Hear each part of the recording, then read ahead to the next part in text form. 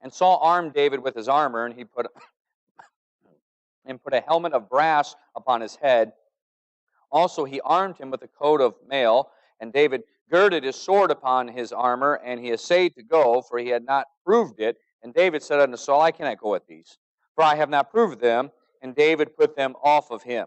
And he took his staff in his hand, and he chose him 5 smooth stones out of the brook, and put them in a shepherd's bag, which he had, even in a scrip. And his sling was in his hand, and he drew near to the Philistine. And the Philistine, excuse me, and the Philistine came, get a drink of water real quick. And the Philistine came on and drew near unto David, and the man that bare the shield went before him. And when the Philistine looked about and saw David, he disdained him, for he was but a youth, and ruddy, and of a fair countenance. And the Philistine said unto David, Am I a dog, that thou comest to me with staves? And the Philistine cursed David by his gods.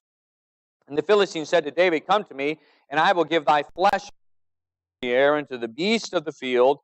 Then said David, this will be our key verse for tonight's message. Then said David to the Philistine, Thou comest to me with the sword and with the spear and with the shield, but I come to thee in the name of the Lord of hosts, the God of the armies of Israel, whom thou hast defied.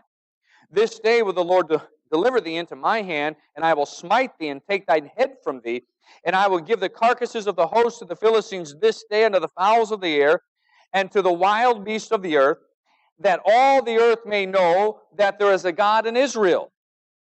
And all the assembly shall know that the Lord saveth not with sword and spear. For the battle is the Lord's, and He will give you into our hands. That's another key verse for this tonight, is 47. And it came to pass when the Philistine arose and came and drew nigh to meet David, and David hasted and ran toward the army to meet the Philistine. And David put his hand in his bag. He took thence a stone and slang it, and smote the Philistine in his forehead, that the stone sunk into his forehead, and he fell upon his face to the earth. So David prevailed over the Philistine with a sling and with a stone, and smote the Philistine and slew him, but there was no sword in the hand of David. Therefore David ran, stood upon the Philistine, he's standing on the guy, and he took his sword, drew it out of the sheath thereof, and slew him, and cut off his head therewith. And when the Philistines saw their champion was dead, they fled. Let's go ahead and pray. Father in heaven, Lord, I love you. Lord, I thank you for your word, and I ask your blessing upon the service tonight. Dear Lord, I pray that it would be a help.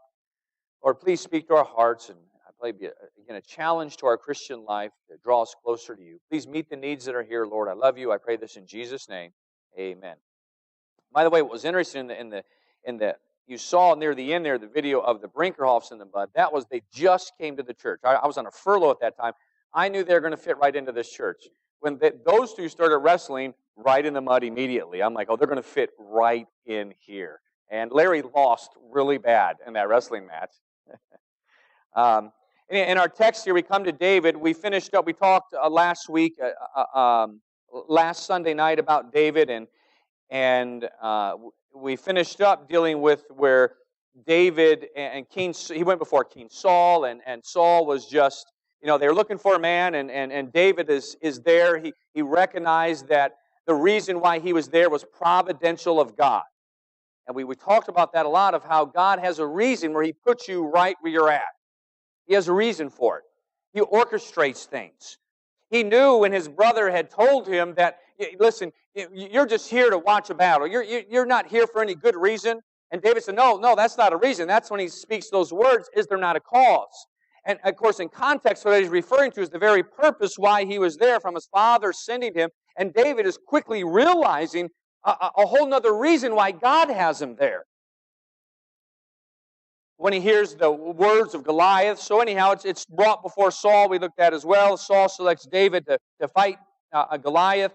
And so we pick it up at this point, where David is going to take on Goliath. Now, before I elaborate on the story itself, let me try and draw a little bit of where I'm going with this message tonight.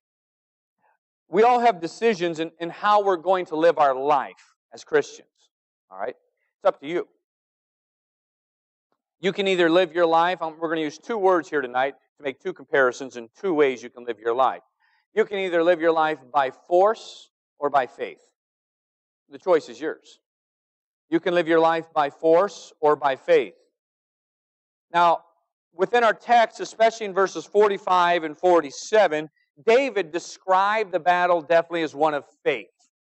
The Philistine comes out, and he's got his armor and everything going on with that. I'll talk more about that in just a little bit.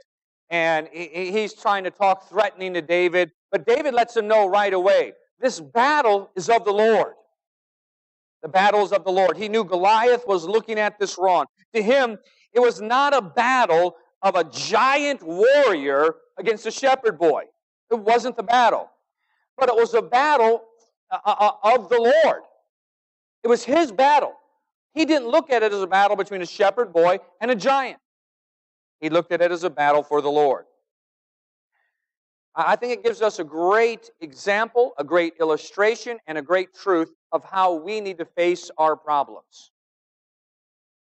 We need to face our problems by faith and not by force. And not by force. Now, I was talking with someone this week. It was primarily on the phone, and it actually took up a couple of hours, and the person is definitely facing a giant, if you will, in their life, a huge mountain in their life, and was just completely overcome with what they were facing. And I was doing my best to try and make the Christian life as real as possible to them, to let them know now's the time when it gets real. It's no longer just a story about David fighting Goliath. It's no longer just a story when the wind and the storms are all around you. Now is when you have to be practical with your Christian life. Now is when you have the choice to make of how you're going to face this. And how you just can't keep your eyes on the mountain that is before you, that your eyes, in reality, have to stay concentrated on God as you take this simply a step at a time and recognizing that God is in control of your life. He's orchestrated where you're at today, and He's not going to leave you helpless.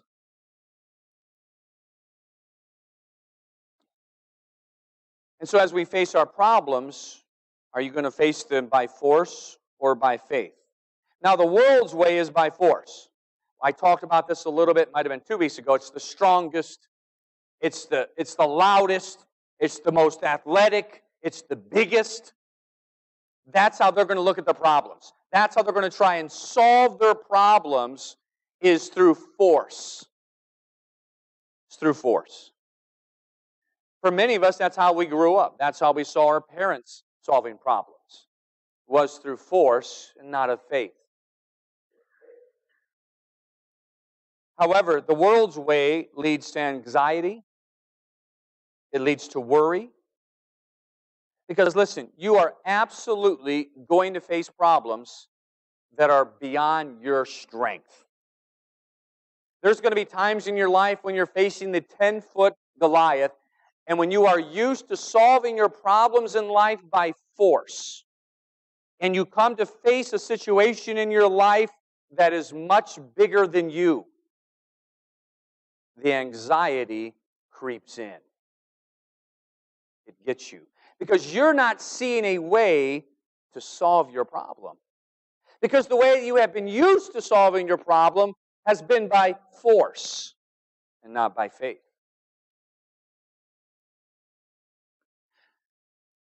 Again, you will find yourself many times in life facing problems that exceed the amount of force you are able to exert. However, the way of faith certainly provides peace in the midst of any storm or before any giant.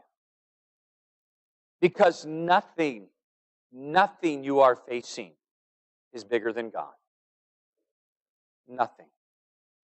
There is nothing you will ever face, think of that, ever, that is bigger than God. Nothing.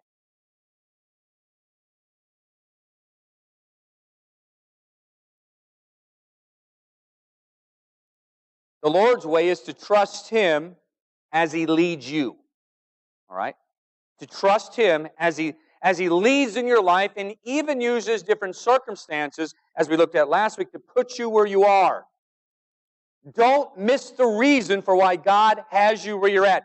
Jesse had sent David. That's initially what he was referring to when he said to Eliab, is there not a cause? But David was recognizing God's hand was in this. That wasn't the only reason he was there.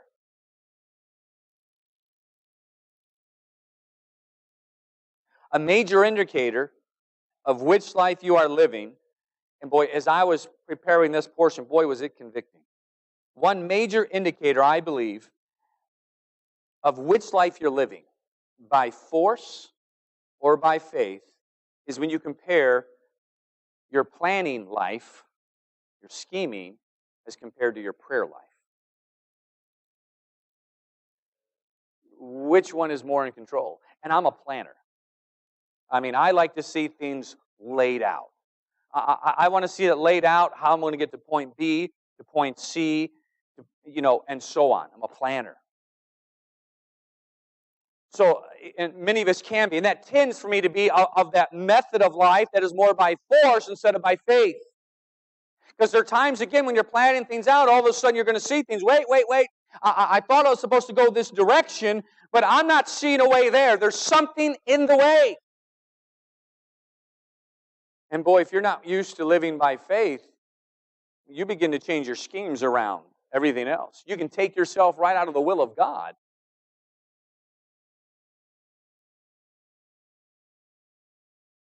When you do get to a place of living by faith, and once you're there, doesn't mean you're always there. As we know, that can change by day in our life.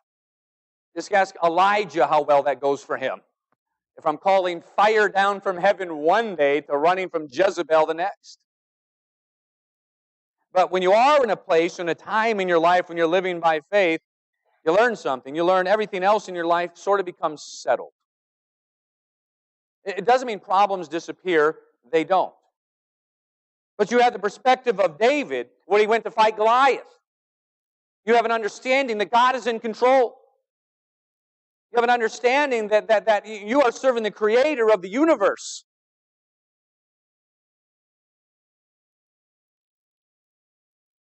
When David went to fight Goliath, the fact that he was a giant, understand this, had no relevance on what David would do. David would not have did anything different, whether he was a 2-foot-tall little midget or 20-foot tall. It did not matter, because what was important in David's life was not by force. It was not a measure of do my abilities exceed his abilities. It's not what it was about. He lived this by faith. He lived this by faith. So again, the question is, how are you going to live, especially when facing problems? It's easy to live by faith when everything's well. We're really good at that. And I'm great at it. Everything's fine, I can live by faith. But you throw a mountain in there, but the reality is, it's during the times of the mountain and of the giants that the character comes out. That's the times when it counts. So we're looking at a couple things here about this. One, the faith life versus the force life. The faith life honors God. The force life will always honor and glorify men. And when you're living by faith, that will always lead the end result of glorifying God. Now, listen, we're great, even in churches in the secular, we are great at glorifying each other. We're very good at that. But the faith life will glorify and honor God. Notice in verse 46. Let's go back to verse 46 right there. I want to read that again. This day will the Lord deliver thee into mine hand, that I will smite thee and take, this is David speaking, and take the head from thee, and I will give the carcasses of the host of the Philistines this day unto the fowls of the air, and to the wild beast of the earth, that all the earth may know that I am a giant killer. He didn't say that, did he? He didn't turn around and write a book, how you can be a giant killer like me. He was living by faith. The end result of a person living by faith, the end will always honor God. He said that all the earth may know that there's a God in Israel. That all the earth may know that there's a God in Israel. That's the results of living by faith. Others will know there is a God. People all the time, and of course I think it's nonsense arguments that you can't, we hear you can't prove there's a God. I understand the essence of what they're saying, but wow, look around you. It really is a nonsensical statement to make.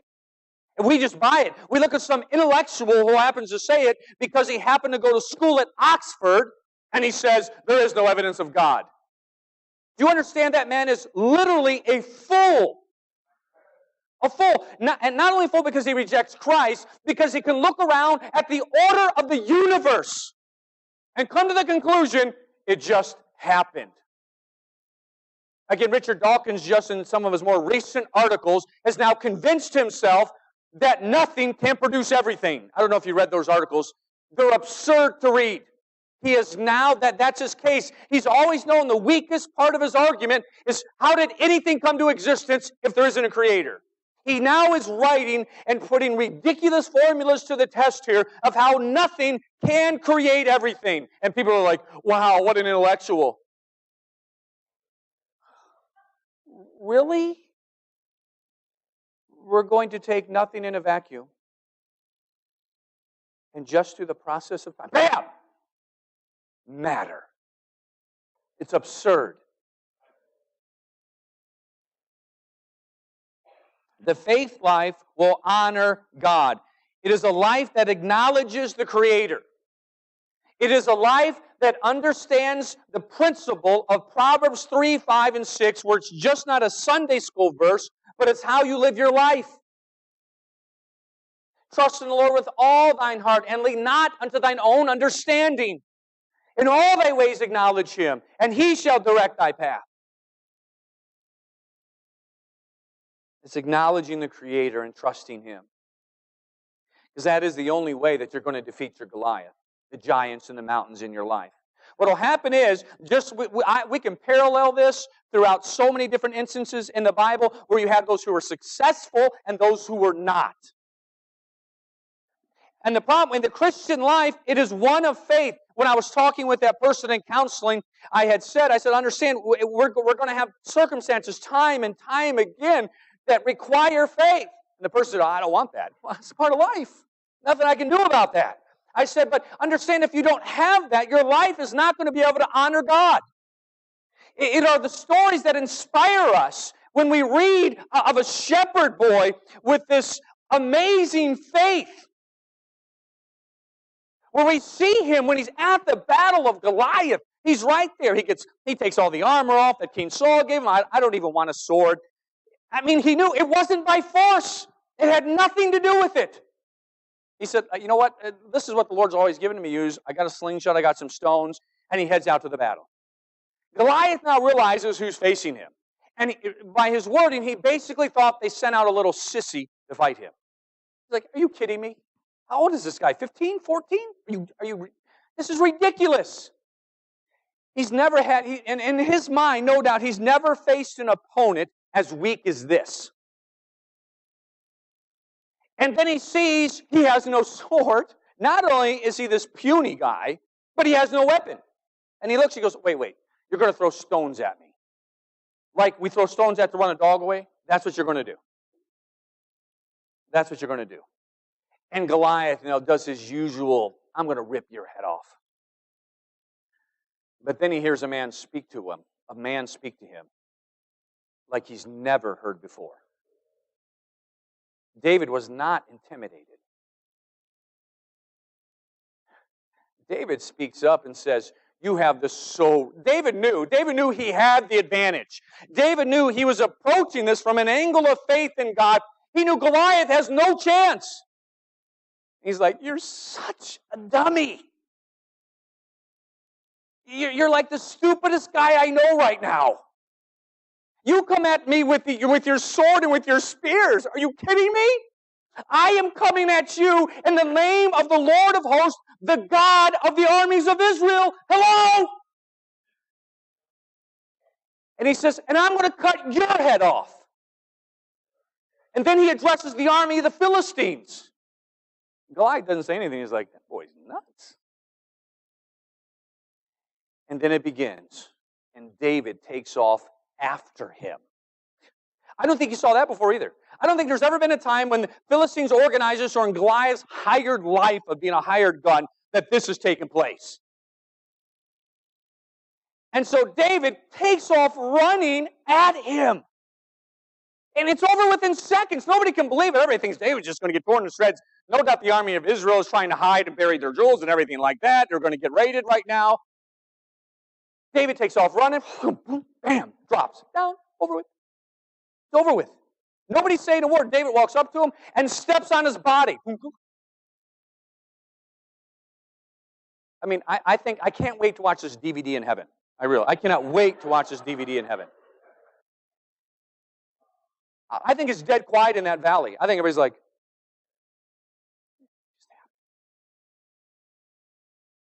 and David reaches in and grabs Goliath's sword that he never bothered to get out of his sheath. And he cuts the guy's head off. And the Philistines decided to run.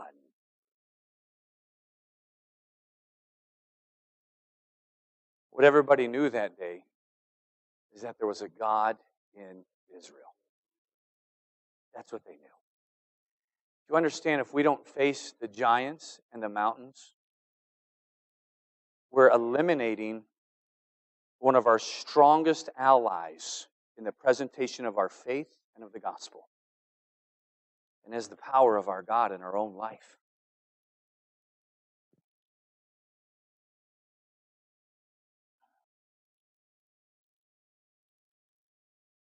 God is glorified in not men, and that is the purpose of our life.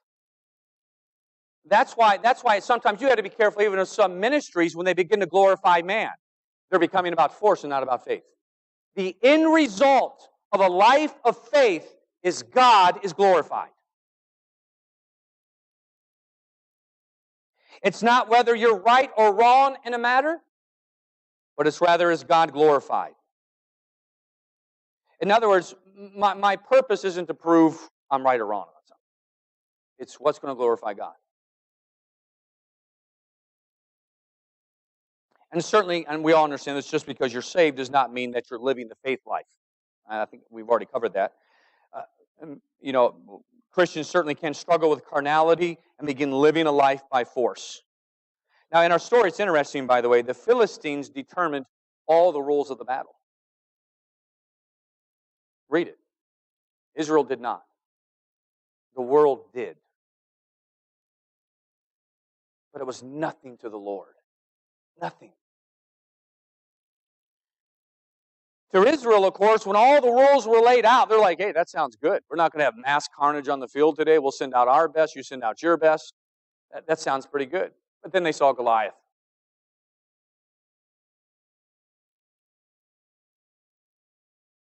Israel initially followed along because they too, the army of Israel, I'm not talking about David now, they too were used to living by force. They had Saul's army. They were used to living by force. And now, when they're facing something, they've agreed to this challenge, and now Goliath steps out, and now they are facing something that is bigger than any single individual they have, and they don't see how they can get by this. They don't see a way around it because they were used to living by force instead of by faith.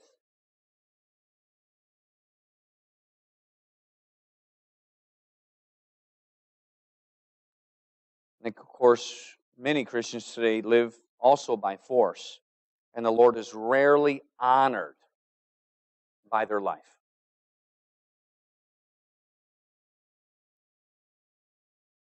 When you're living by fourth, I'm mixing all my words up right now.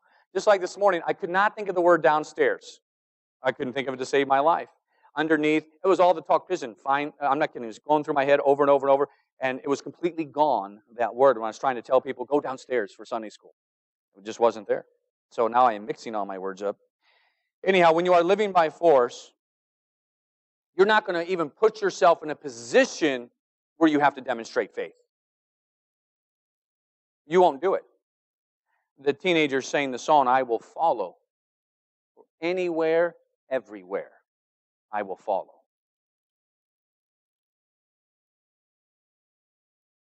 If he's leading you home and leading you to McDonald's and then to Dairy Queen, I'll follow on.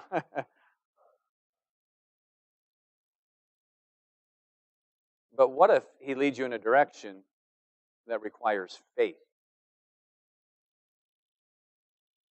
If you're used to living by force, you're going to shirk that. You're going to turn from that. You'll never do, as to use Peter as an example, with one of my favorite illustrations in the Bible. I absolutely love it. What you'll never do when living by force, you'll never get out of the boat. Your Christian life, I'm speaking of the story where the Lord was walking on the water to Peter, and he said, and he called out to him, Lord, if it be thou, bid me come on the water. And the guy got out of the boat.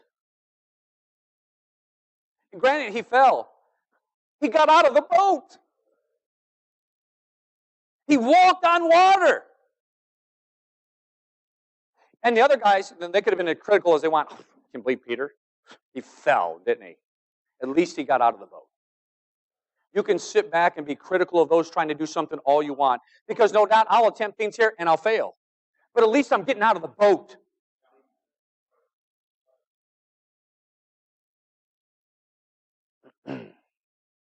Secondly, the faith life, sad to say, can be rarely found. Just like in Israel. Went all the way to a shepherd boy. All the way to a shepherd boy who was hearing the talk of Goliath and actually had the concept down, this is the Lord's battle. You guys really think Goliath can defeat God? He believed that. He lived it. While others were used to living by force. I know it was certainly true in my life. I remember when I went on my second survey trip to PNG. It was August of 2003. We're making the move that October. Well, I get there, I'm by myself, and so my wife is always my encourager. I always like to have my wife with me. She's always served that key role in my life. And so I'm by myself, and I'm realizing more and more what we're heading into, and we are weeks away from arriving here. I was miserable. I don't know, Pastor might not remember. This isn't right before I left for the field, but even from that second survey trip I called you, I was just miserable. And thinking, what am I doing? This is absurd. I mean, I'm sitting there, it's so hot. I was making arrangements to have that place you stayed in with us. I am sweating to death. I'm like, what am I doing here? And again, my scheming mind, I was removing faith. The Lord never, to be honest, I'm not going to go into that whole story, but the Lord, I never got back to the place I should have been till I saw a bag of Doritos. To realize it's by faith. It's not by force. And that's a whole other story afterwards. It might not make sense if you haven't heard that yet. What it leads to, when you're used to living by force, I'm going to show you some repercussions in your life. And this is not going to take long. The bulk of the message is done. I want you to listen to some repercussions when you're used to living by force.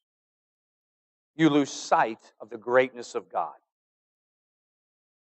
You lose sight of the greatness of God. You lose sight of that. Of His awesomeness, of His power, of His glory. Secondly, you lose the reality of God, and it becomes more and more abstract in your life. Thirdly, it will steal the time of your prayer life or the heart of your prayer life. It'll steal one or the other. It'll be gone. Thirdly here, again, most of us over it, the faith life protects. Goliath, with all his armor and all his weapons, he thought he was the one protected. I mean, remember, he even has another guy coming out to face. There's two of them walking out there. His shield bearer's coming out. Goliath's coming out. He's all decked out in armor. He got his sword ready. His spear is ready to go. He got his armor bearer there. I mean, he's all protected. He thought he was the one protected. He was completely without protection. Completely. The only one protected there was David. And I'm talking physically. The safest place you can be is right in the middle of the will of God. It's the safest place to be.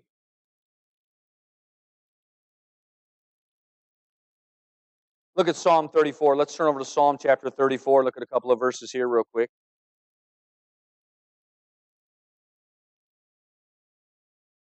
Great stuff. I would start in verse 1. For time's sake, I'm going to jump to verse 4. But it's really good to go back to verse 1 and get it all in context. But I'm going to start in verse 4. I sought the Lord, this is David, and He heard me and delivered me from all my fears.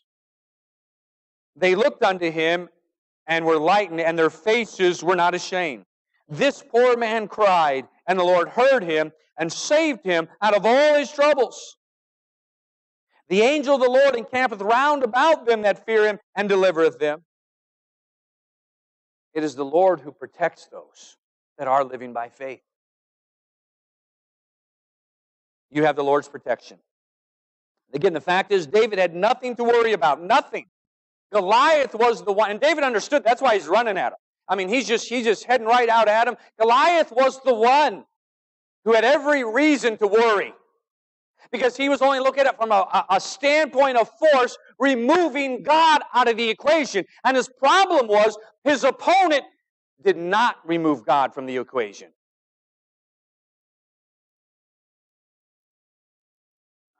The last thing here. The victory that the faith life produces has eternal consequences. The victory that the faith life produces has eternal consequences. When we live by faith, we do see amazing victories in our life. Just like with David, his victory had eternal consequences.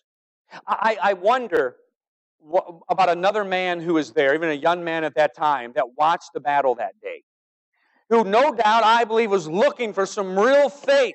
He wasn't seeing it at home because his dad was King Saul. The man's name is Jonathan. What he saw that day was real faith. I believe it changed him. I mean, it does. It has eternal consequences when we have these victories by faith and how God begins to use it in the lives of others.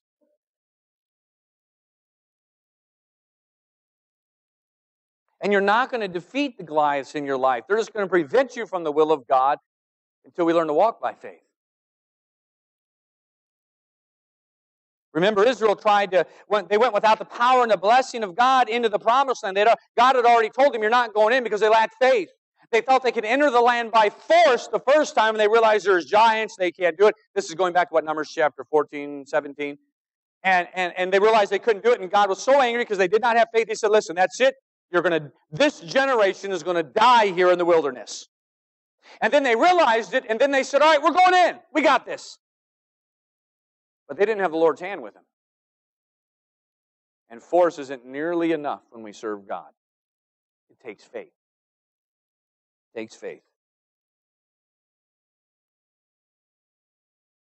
When we have victories by faith, the world notices.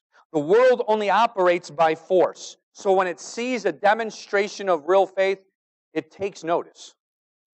It takes notice there's something different.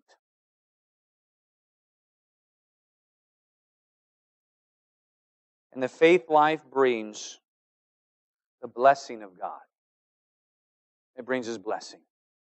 We see that it's certainly in the life of David. It brings His blessing. That's what I want. I want the hand of God on my life. I want His blessing.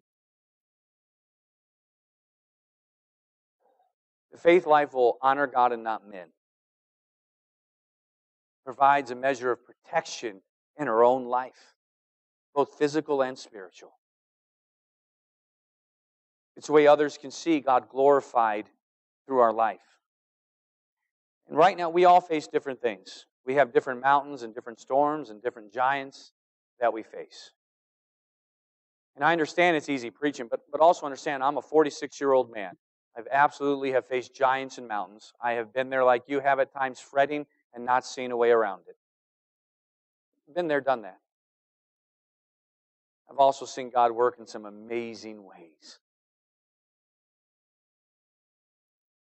And when I think in my life the times that I witnessed God work, and if there is something in my life that the Lord come to me and say, listen, I'm going to remove certain memories from your life or certain events, let's say they did not happen. It's none of those. Those are what are most precious. And what's great about them is, when you face additional problems in your life, you know what you could remind yourself of? What He already did. What He already did. So the question tonight is, are you living by force or are you living by faith? With every head bowed.